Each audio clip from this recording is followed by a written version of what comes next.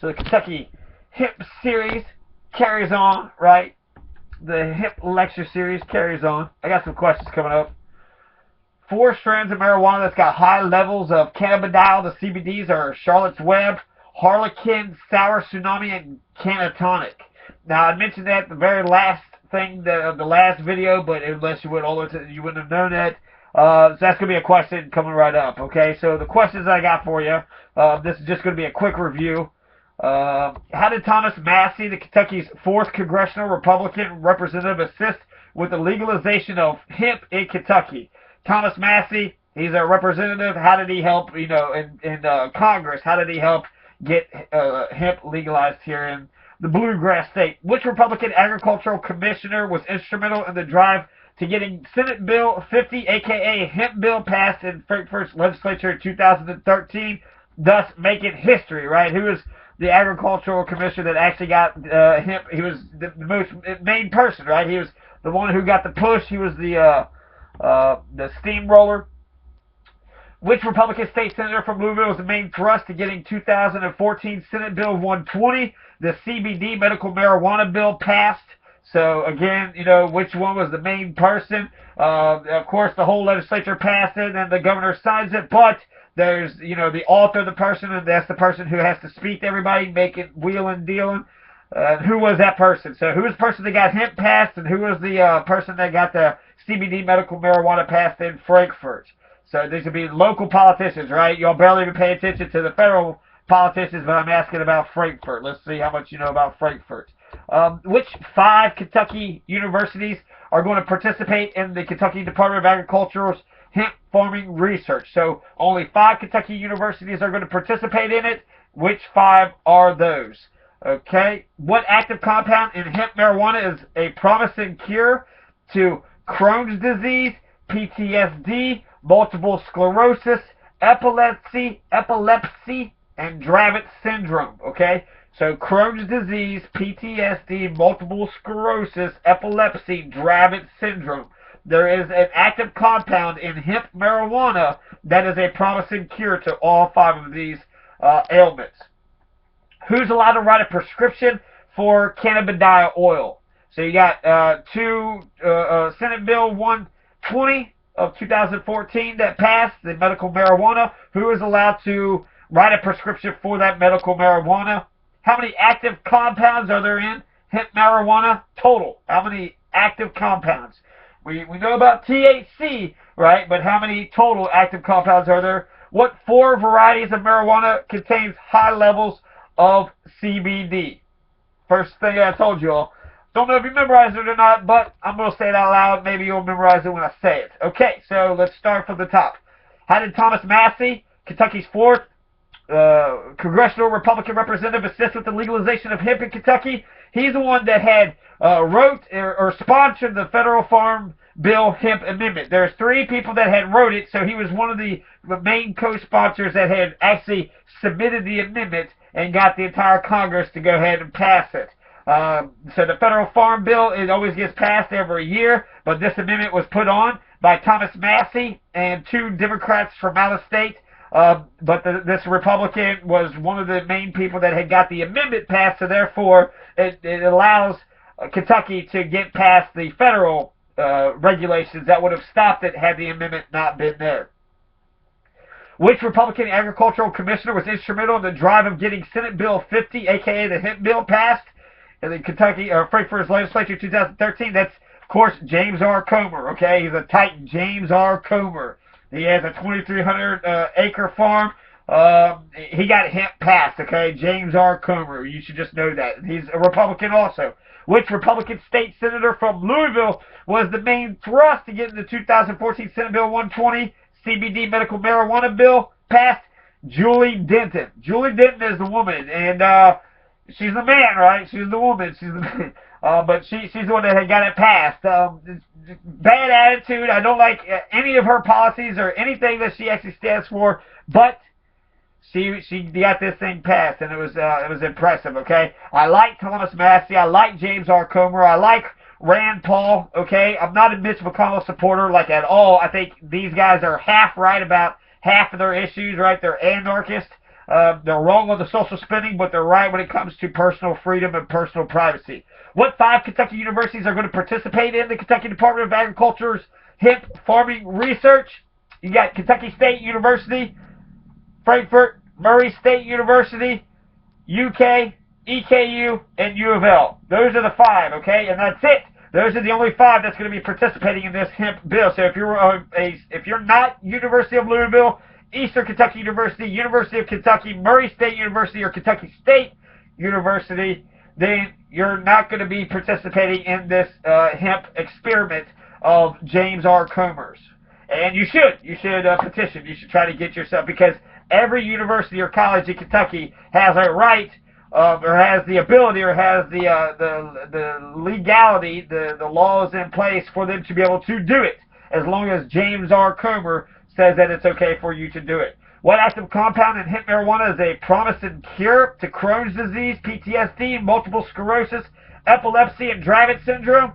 Cannabidiol. That's what we're talking about. That's the medical marijuana that we passed. Not THC, but CBD. Cannabidiol. Who is allowed to write a prescription for cannabidiol oil? Only 2 universities, UK doctors and University of Louisville doctors. So only University of Kentucky doctors and University of Louisville. How many active compounds are there in hemp marijuana? There's 85, right? You got THC, you got CBD, and then you got 83 more. So you got 85 total active compounds, so who knows? There's 83 other compounds in there. Any of those could be the cure for cancer. What 4 varieties of marijuana contains high levels of CBD, cannabidiol? What 4 varieties? Charlotte's Web, Harlequin, Sour Tsunami, Cannatonic. Charlotte's Web, Harlequin, Sour Tsunami, Cannatonic. Those are the varieties of marijuana that has, they actually breed them so they would have higher levels of CBD and lower levels of THC, because, you know, for a state like Kentucky, right? Or for somebody who wants to try to get those 4 things cured, the Dravet syndrome, or the epilepsy, or the multiple sclerosis, or the shell shock, Crohn's disease, Dravet's disease, right? Epilepsy. Okay. THC is what makes you high. The reason most recreational users partake in marijuana is for the THC. Much of the medicinal value of the plant actually comes from the cannabidiol. Or at least that's what the cannabidiol movement is all about, right? So you got cannabidiol, it's a non-psychoactive component of marijuana that possesses a wide range of therapeutic benefits. When present in high quantities, cannabidiol enhances THC's positive effects while negating many of the negatives. Now, this isn't clear about, does it enhance the medicinal properties, or does it enhance the high? I've actually heard that it counters the high. So I've heard 2 reports that CBD makes the THC's high less, and one that says it makes it more. So it's clear both cannabinoids coexist in the plant for a reason, often acting synergistic. So that means they combine, and 1 + 1 = 3, right? When you get CBD and THC, it combines into this, you know, something that's way stronger that, you know, would never have been if it had been just by themselves. Cannabinoids, that would be the active compounds in marijuana. Cannabinoids, that's THC and CBD. Now, what they specifically mean, okay, CBD is cannabidiol, right? We know that, so practice with me. Cannabidiol.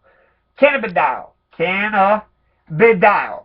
Cannabidiol. Okay, so the THC means delta-9 tetrahydrocannabinol. Cannabinol. Okay, so delta-9 tetrahydrocannabinol. Delta-9, then THC, right? So, for some reason we should say delta-9 THC, because that's what THC actually is. But it's delta-9 tetrahydrocannabinol. And so either of the 2 physiological active isomers, carbon-21, hydrogen-30, oxygen-2, that occur naturally in hemp plant resin or are synthetically prepared. One that is the chief intoxicant in marijuana that's used medicinally. That's the definition of THC, delta-9 tetrahydrocannabinol. So C21H30 or O2. Cannabidiol is a crystalline diphenyl C21H28OH2. Right? Carbon 21, hydrogen 28, and then OH in brackets with a 2, obtained from the hemp plant that is physiologically inactive but is rearranged by the acids into THC. So this is actually the definition that I got, I think just Merriam-Webster's definition. It says that it's a crystalline diphenyl, the chemical compound. Then it says that it's physiological inactive, but it's rearranged by acids into THC. So it gets rearranged and it becomes THC. So actually CBD is THC. Like, I mean, the relationship between CBD and THC is absolutely fascinating. I have no idea what it is. If I was going to be studying it, that would be one of the things that I would start working with right away, okay? Because THC, Julie Denton thinks she knows what she's talking about by saying CBD is allowed, but THC is not allowed. Does Julie Denton know what she's talking about? All other issues that she talks about, she is completely wrong about, okay? So she's right about this one? I don't know. She does move the movement closer to where we want it, so good for us, but she would definitely be against full-blown legalization.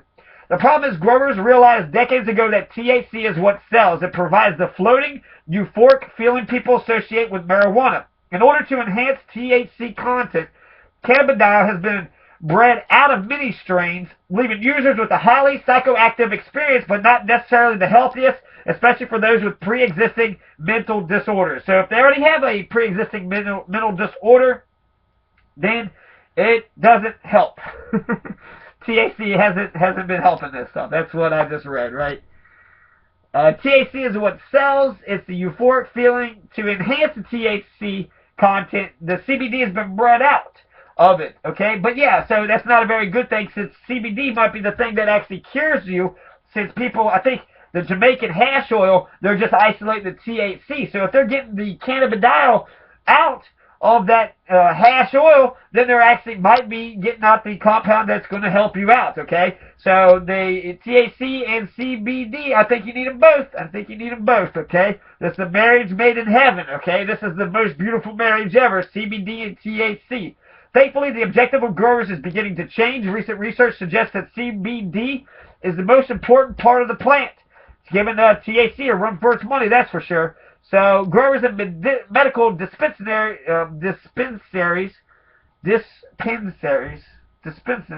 places that sell it have increased their focus on high CBD strains, oils, edibles, and tinctures. You know what a tincture is? I don't know what a tincture is, so actually I looked it up. Tincture, Tincture. What's a tincture? A tincture is an alcoholic extract of plant or animal material or solution of such or of a low volatility substance, such as iodine or mercurochrome. An alcoholic extract of plant or animal material. So does that mean they're pulling the alcohol out, or does that mean they're using alcohol to pull it out? A tincture is hash oil. Is that a tincture? I don't know. Why would they call it hash oil when they said strains, oils, edibles, and tinctures? So CBD reverses alcohol-induced brain damage. Cannabidiol reverses alcohol-induced brain damage. There's an actual study from the University of Kentucky that shows this, that proves this. So you've been drinking all your life and you have a mush mind, you know, you got an alcoholic's mind because you've been drinking yourself stupid. Get yourself some marijuana. Get the CBD, some cannabidiol, and then it will actually prompt physiological brain changes that can help offset the damage caused by chronic alcoholism. That's according to a recent University of Kentucky study. Cannabidiol, CBD, reverses alcohol-induced brain damage because it can prompt the physiological brain changes that can help offset the damage caused by chronic alcoholism. The study found that the administration of CBD resulted in a 48.8% reduction in entorhinal cortex neurodegeneration. Stoners have known forever that a few tokes provide incredible hangover relief, and this study takes the therapeutic potential of cannabinoids to a whole nother level, right? So it can reverse alcohol-induced brain damage. That's incredible. Cannabidiol, CBD, is an effective treatment option for severe social anxiety. Okay, many people claim to find relief from anxiety with marijuana, while others say the opposite, and it appears that it's the cannabidiol that actually helps them. That is the deciding variable that helps them with their anxiety. So CBD does more than just the 5 things that I asked before, but it also reverses alcohol-induced brain damage, effective treatment option for severe social anxiety. CBD also turns off the cancer gene found in metastasis. Metastasis is when cancer spreads, and CBD that's the thing that stops cancer. Scientists at California Pacific Medical Center found that CBD turns off a gene that causes cancer cells to metastasize. So metastasize, it stops the cancer from spreading. CBD does that, stops cancer. Check it out.